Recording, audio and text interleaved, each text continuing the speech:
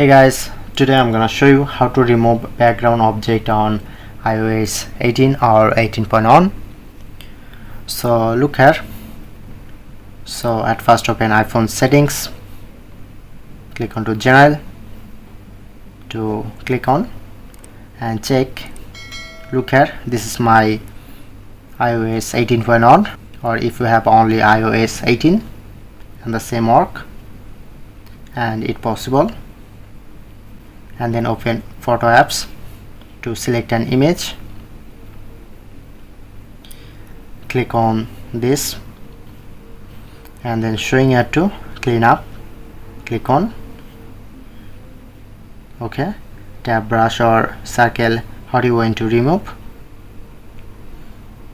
remove this object to drag properly and just wait. Okay,